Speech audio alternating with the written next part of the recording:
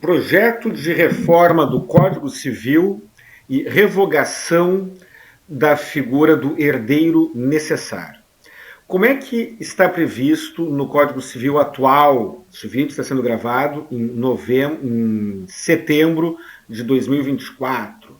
O texto atual do Código Civil prevê no seu artigo 1641 o seguinte: é obrigatório o regime da separação de bens no casamento.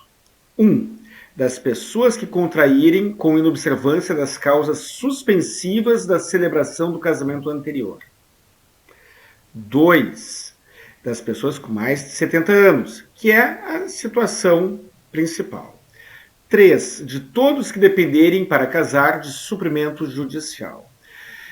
No item 1, basicamente, nós estamos falando do casamento anterior, em que houve uma separação, por exemplo, que não tenha sido feita a partilha. 2, a pessoa com mais de 70 anos não precisa explicar, né? E 3, quem é que costuma depender de suprimento judicial para casar? Os menores de 16 anos ou aquelas pessoas que tenham a capacidade relativa, uma pessoa portadora de deficiência mental, ela pode casar, mas ela talvez, dependendo do grau de sua deficiência, dependerá de suprimento judicial.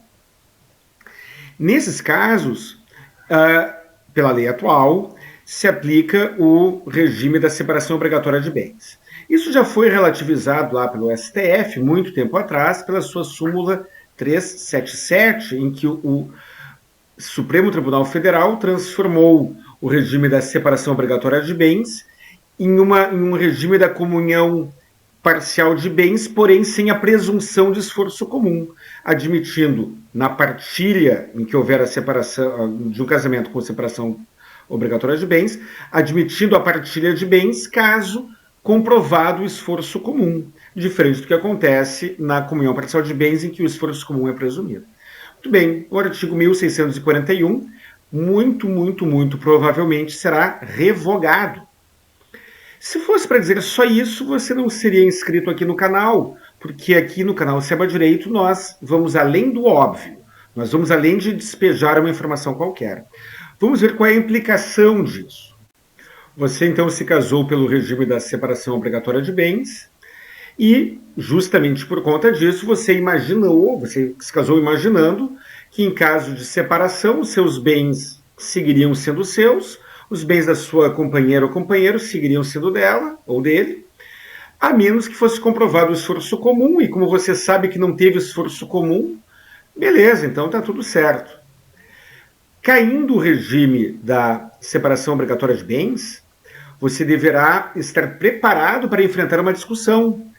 Como ficará a partilha de bens em caso de separação para aqueles casais que se separarem após a reforma do Código Civil?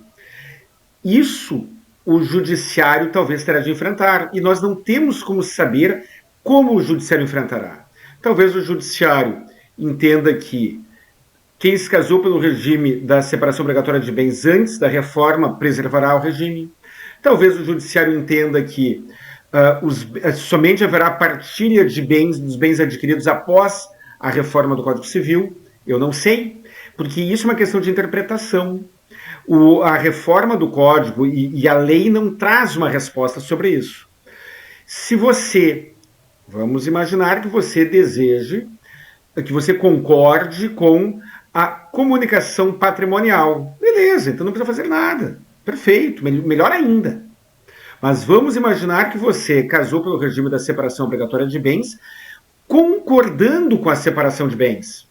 Muito bem, então eu recomendo que você faça uma alteração de regime de bens, celebrando este regime, o da separação de bens. Não mais a obrigatória, mas a separação pactuada.